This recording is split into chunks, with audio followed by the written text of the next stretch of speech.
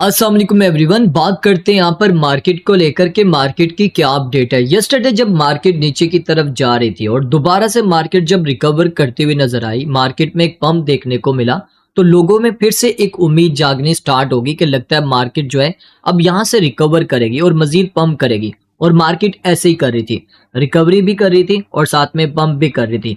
जैसे जैसे मार्केट ऊपर जा रही थी, लोग एक्साइटेड हो रहे थे कि लगता है कि अब मार्केट के अच्छे दिन स्टार्ट होने वाले हैं, क्योंकि बिटकॉइन तो पंप कर ही रहा था, साथ में आर्ट्स कॉइन भी हमें पंप करते हुए नजर आ रहे थे।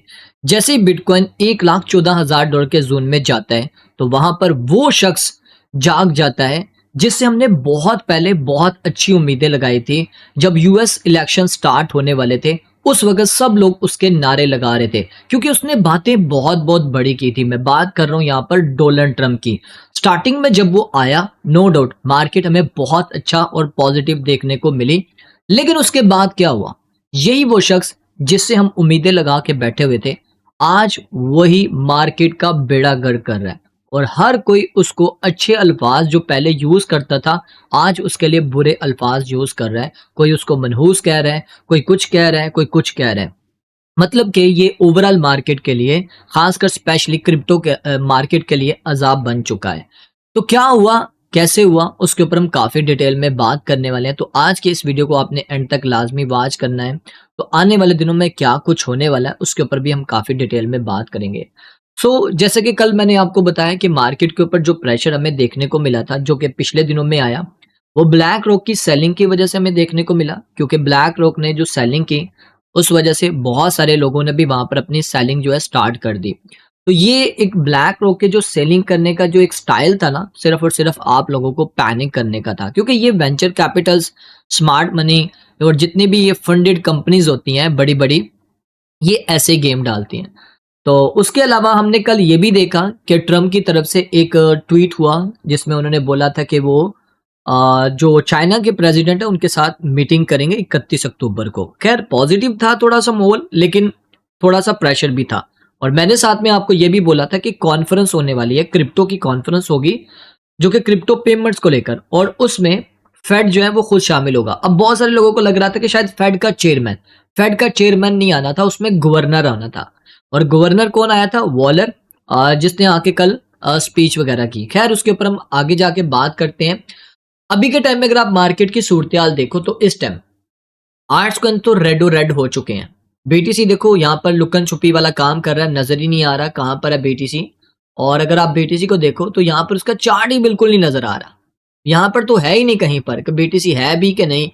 तो अगर आप देखो बीटीसी अभी के टाइम में जो ट्रेड हो रहा है, ऑलमोस्ट तकरीबन, अगर मैं गलत नहीं हूं तो यहाँ पर हम देख लेते हैं $1,08,000 के जोन में। तो ये हाल है। कहाँ पर $1,14,000 कल इसने अपना लगाया हाई, और साथ ही जितना उसने गेन किया था दोबारा से ही वो डंप हो गया। जहां से स्टार्ट हुआ था, समझदार हो ना, पंजाबी में हम क्या कहते हैं, जिथों दी खोती उथे ही आके खलोती, वही सीन किया बीटीसी ने भी। तो अभी अगर आप यहाँ पर मार्केट के सेंटीमेंट्स की बात करो, इस टाइम सेंटीमेंट्स एक्सट्रीम फियर में दोबारा आ चुके हैं, 25 में है, फिर से लोग घबरा गए हैं कि क्या हो रहा है, कैसे होने वाला है। तो मार्केट फिर से हमें एक्सट्रीम फियर जोन में देखने को मिल रही है। अच्छा, कल जब मार्केट नीचे की तरफ जा रही थी, बीटीसी जो कि 1,06,000 से $7,000 से ऊपर ट्रेड हो रहा था, उस वक्त मैंने आपको अपडेट दे दी थी कि ये अपने एक स्ट्रॉन्ग सपोर्ट लेवल पे है। मैं अभी एक्सपेक्ट नहीं कर रहा कि बीटीसी नीचे आएगा, क्योंकि अभी मार्केट में बहुत सारी पॉजिटिविटी हमें देखने को मिल रही है। और कल मैंने आपको बताया था कि कॉन्फ्रेंस भी है, और इस कॉन्फ्रेंस का ज्यादा इम्पैक्ट पड़ेगा मार्केट के ऊपर। हुआ ऐसे कि कल फेड ने कहा कि जो कॉन्फ्रेंस वगैरह हुई, उसमें मैं टू दी पॉइंट्स बस मैं आपको बताता हूँ। फेड ने कहा है कि जो क्रिप्टो और डिजिटल एसेट्स हैं, वो अब फाइनेंशियल जो सिस्टम है अमेरिका का, अब उसका हिस्सा बन चुका है। मतलब जो क्रिप्टो है, जो डिजिटल एसेट है, वो अब फाइनेंशियल सिस्टम का हिस्सा बन गया। अब फेड सिर्फ यहाँ पर देखेगा नहीं, बल्कि इस पूरे पेमेंट सिस्टम को एक्टिवली इसके ऊपर काम करेगा और इसको साथ लेकर चलेगा। और उसने बोला है कि हम एक नया पेमेंट अकाउंट मॉडल जो है वो इंट्रोड्यूस करवाएंगे, जिसमें फिनटेक और कंपनीज को लिमिटेड असेस मिलेगी उसमें। और इसके अलावा उसने बोला कि इस मॉडल में नो डाउट रिस्क है, इसको मैनेज करना होगा, इसको कंट्रोल करना होगा, इसको बैलेंस करना होगा, ताकि हम इसको लॉन्ग टर्म के लिए लेके चलें। और साथ में यहाँ पर फेड ने स्टेबल कॉइन को भी बोला, स्टेबल कॉइन्स कि टोकनाइजेशन और एआई पेमेंट सिस्टम को भी हम यहाँ पर इग्नोर नहीं कर सकते। तो इस तरह की ओवरऑल जो बातें हुई वो काफ़ी पॉजिटिव हुई। अब बहुत सारे लोग कह रहे थे कि यहाँ पर फेड का चेयरमैन क्यों नहीं आया? तो देखो यार, जो फेड का जो गवर्नर है ना, इसका जो मेन रोल होता है ये मॉनेटरी पॉलिसी को देखता है, इंटरेस्ट रेट को देखता है और जितना भी फाइनेंशियल सिस्टम होते हैं उनको देख रहा होता है। और ये जो बोर्ड ऑफ गवर्नर का ये भी एक मेंबर है, 7 मेंबर हैं टोटल, उनमें से एक मेंबर ये है। ठीक है, जो ओवरऑल जो ये इंटरेस्ट रेट को कट करना या क्या-क्या हो रहा है, ये 7 मेंबर मिलकर डिसाइड करते हैं। तो जैसे ही उसने अपनी यहाँ पर ये बातें स्टार्ट की, उसके बाद बीटीसी 1,08,000 डॉलर से 9, फिर 10, फिर 11, फिर 12, फिर 13,000 डॉलर तक गया। और फिर उसके बाद जैसे ही वो 1,13,000 डॉलर पे गया, वहां पर सीजी की तरफ से भी एक ट्वीट देखने को मिला कि bitcoin is better than gold. इसका भी एक पॉजिटिव इम्पैक्ट आया। और इसके अलावा जैसे ही बीटीसी 1,14,000 डॉलर के जोन में जाता है, तो वहां पर वो बाबा एक्टिव हो गया जिसका हमें डर था। ट्रंप आता है, ट्रंप ने आते सार यहाँ पर क्या बोला वो आपको बेहतर पता है।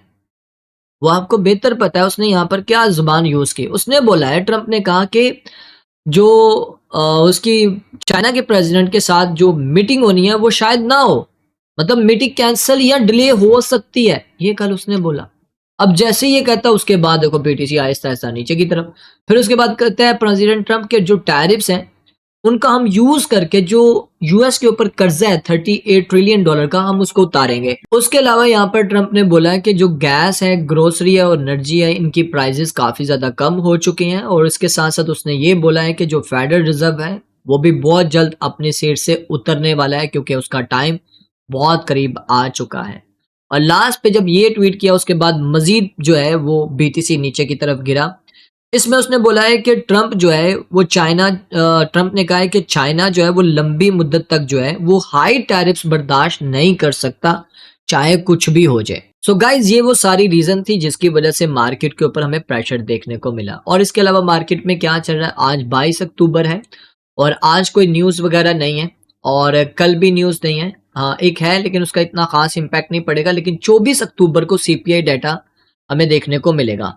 अब बहुत सारे लोग सवाल कर रहे थे क्या सीपीआई डाटा आएगा? यस, डेफिनेटली सीपीआई का डाटा आएगा। उसकी रीजन ये है क्योंकि ये जो डाटा है ये डाटा रिलीज करता है ब्यूरो ऑफ लेबर का जो अदारा है, एजेंसी है, वो करता है। और नो डाउट इसने जितने भी पहले वाले डाटे थे वो शेयर नहीं किए। पीपीआई डाटा हो गया और जॉब वाला जो डाटा हो गया वो सारा इसने शेयर नहीं किया। लेकिन ये सीपीआई डाटा लाजमी शेयर करेगा। अगर ये सीपीआई डाटा नहीं शेयर करता तो ओवरऑल मार्केट के ऊपर बहुत बुरा असर पड़ सकता है, इनकी इकोनॉमी हिल सकती है, बहुत सारी प्रॉब्लम हो सकती हैं। तो जिसकी वजह से ये सीपीआई डाटा आएगा और इन्होंने बकायदा अपनी उस टीम को वापस बुलाकर अपना डाटा कलेक्ट करना स्टार्ट कर दिया। मैंने काफ़ी रिसर्च की है, जो कि मेरे पास डाटा आया वो मैं आपको बता रहा हूँ कि सीपीआई डाटा रिलीज होने जा रहा है। तो देखो, सीपीआई डाटा को देखते हुए ही जो 29 अक्टूबर को रेट कट होना है वो ये जो 24 अक्टूबर को आपको सीपीआई का डाटा देखने को मिलेगा। उसके बाद जाके ये फाइनल डिसीजन होगा कि रेट कट होगा कि नहीं होगा। नो डाउट अभी के टाइम में आपको 98.9% यहाँ पर प्रोबेबिलिटीज देखने को मिल रही हैं। लेकिन यहाँ पर फेड ये भी डाटा देखेगा, देन फिर उसके बाद यहाँ पर हमें चीज़ें क्लियर होंगी। जो फोरकास्ट किया जा रहा है वो 0.3% है और प्रीवियस भी 0.3%। अगर कम हुआ तो फिर तो ज़्यादा चांसेस हो जाएंगे यहाँ पर ये रेट कट के, और अगर ज़्यादा होता है तो फिर वहाँ पर कोई भी थोड़ी प्रॉब्लम वगैरह खड़ी हो सकती है। तो इसके ऊपर भी आपकी नज़र होनी चाहिए। अब बात कर लेते हैं मार्केट टेक्निकली तौर के ऊपर हमें किस तरह मूव करते हुए नजर आ रही है। बीटीसी की बात करें तो बीटीसी 1,08,300 डॉलर के जोन में है और ये इसका एक स्ट्रॉन्ग लेवल है 1,07,000 डॉलर का लेवल। अगर यहाँ पर स्टे ना कर पाया तो फिर बीटीसी नीचे की तरफ जाएगा और फिर मैंने आपको लेवल्स भी बताए हुए हैं। और अगर आप देखो तो बीटीसी ने ऑलरेडी अपने इस ट्रेंड लाइन को टेस्ट भी कर दिया हुआ है, 2 टाइम टेस्ट किया इसने। यहाँ पर आप देखो, ये किया इसने, मतलब परसों भी इसने किया था टेस्ट और फिर कल भी इसने टेस्ट किया है और हालांकि इसको ब्रेक भी कर चुका था। अगर ये क्लोजिंग ऊपर दे देते ना 1,14,000 डॉलर से, तब भी हमने पॉजिटिव हो जाना था। लेकिन क्लोजिंग इसकी नीचे हुई है, 1,08,600 डॉलर पे इसने क्लोजिंग दी है। उसके अलावा अगर आप यहाँ पर देखो 50 मूविंग एवरेज भी यहाँ पर हमें कुछ बता रही है। अगर आप यहाँ पर 50 की मूविंग एवरेज देखते हो ना, पहले मैं आपको ये चार्ट दिखा देता हूँ, देन फिर उसके बाद 50 की मूविंग एवरेज की बात करते हैं। ये चार्ट में अगर आप देखो तो इस चैनल में अच्छे तरीके से ये प्ले हो रहा है। और अगर आप यहाँ पर 50 की मूविंग एवरेज देखो, यहाँ पर हम मूविंग एवरेज ऑन कर लेते हैं ताकि आपको क्लियर हो जाए कि 50 की मूविंग एवरेज हमें यहाँ पर क्या बता रही है। तो अगर आप यहाँ पर 50 की मूविंग एवरेज देखते हो तो वो हमें यहाँ पर बताती है कि अभी भी बीटीसी जो है वो ऑलमोस्ट तकरीबन उसी के नीचे है। तो यहाँ पर हम 50 की मूविंग एवरेज को एक्टिव कर लेते हैं। ये देखो यहाँ पर ये सपोर्ट लेता हुआ आ रहा है और जब इसने 50 की मूविंग एवरेज से सपोर्ट लिया उसके बाद बीटीसी अच्छा परफॉर्म किया। 2023 में अक्टूबर नवंबर के महीने में बीटीसी अच्छा परफॉर्म हुआ। उसके बाद फिर से यहाँ पर सितंबर अक्टूबर के महीने में यहाँ पर 50 की मूविंग एवरेज सपोर्ट ली, फिर से पंप किया। फिर उसके बाद अप्रैल के महीने में इसने यहाँ से सपोर्ट ली, फिर ऊपर गया और अभी देखो ये सेम उसी 50 की मूविंग एवरेज के पास है। तो ये भी चीज़ें पॉजिटिव हमें देखने को मिली है। अगर ये 50 की मूविंग एवरेज को ब्रेक करता है तो फिर यहाँ पर बीटीसी कुछ हद तक बेरिश हो सकता है, लेकिन दोबारा से यहाँ से बाउंस बैक भी करेगा और ये ऑलरेडी अपने स्टैंड लाइन के तीसरे लेवल के ऊपर, जो कि मैंने आपको लास्ट वीडियो में बताया था। इथेरियम की बात करें तो इथेरियम सेम नक्शे कदम पे चल रहा है बीटीसी के। तो अगर बीटीसी नीचे आता है तो इथेरियम भी यहाँ पर नीचे आ सकता है। मैंने कल भी बताया था 3400-3500 डॉलर के जोन में हमें इथेरियम देखने को मिल सकता है अगर बीटीसी नीचे आता है। बीटीसी की डोमिनेंस की बात करें तो बीटीसी की डोमिनेंस देखो यार, मुसलसल पिछले 6-7 दिन से अगर आप देखो तो अपसाइड पे है और पिछले तकरीबन 6 वीक से बीटीसी की डोमिनेंस अगर आप देखो मुसलसल अपसाइड पे जा रही है। 6 वीक की कैंडल्स यहाँ पर हमें बीटीसी की डोमिनेंस के हमें यहाँ पर ग्रीन देखने को मिल रहे हैं। आई होप सो जल्दी बीटीसी की डोमिनेंस भी नीचे की तरफ गिरेगी। ज़्यादातर जो चांसेस हैं ये 29 अक्टूबर को जो डाटा आएगा वो खासकर जो 24 को आएगा वो भी, और उसके बाद जो 29 अक्टूबर को होगा और जो फिर उसके बाद जो इनकी आपस में मीटिंग होगी। मीटिंग तो होनी ही होनी है, ये याद रखना, क्योंकि अगर ये दोनों नहीं जाएंगे तो काम बहुत ज़्यादा खराब होंगे। क्योंकि साउथ कोरिया का जो समिट है उसमें जो दो बड़े मुल्क हैं वो अमेरिका और चाइना है। इन दो का बहुत बड़ा रोल है तो इनको जाना ही होगा, ठीक है। तो मैं एक्सपेक्ट करता हूँ कि इन दोनों की मीटिंग लाजमी होगी। ये अभी स्टेटमेंट तो आपको बहुत सारी ऐसी देखने को मिल रही है, लेकिन इनको मीटिंग करनी ही होगी। तो ये थी गाइस ओवरऑल अपडेट। बाकी एक अनाउंसमेंट है, अगर आपको स्पॉट एंड फ्यूचर के फ्री सिग्नल चाहिए तो आपको पता है हमने अलग से एक व्हाट्सएप ग्रुप बनाया हुआ है जिसमें आपको हम फ्री में ट्रेड्स वगैरह दे रहे होते हैं डेली बेसिस के ऊपर। ये हमारी कल की ट्रेड थी एनएमआर के, अल्हम्दुलिल्लाह इसके आरटीपी हिट हुए। तो जिन्होंने भी हमारी इस ट्रेड को फॉलो किया होगा उन्होंने प्रॉफिट बनाया होगा। और रात को भी मैंने अपनी लाइव स्ट्रीम में 2-3 ट्रेड्स दी थी और अल्लाह का शुक्र है वो दोनों तीनों ट्रेड जो है वो अल्हम्दुलिल्लाह हमारे प्रॉफिट में रहे। तो रात को जब मैं लाइव स्ट्रीम करता हूँ उसको भी आके आप अटेंड किया करो। तो अब मिलते हैं गाइज नेक्स्ट वीडियो में। अपना ख्याल रखें, टेक केयर, अल्लाह हाफिज़।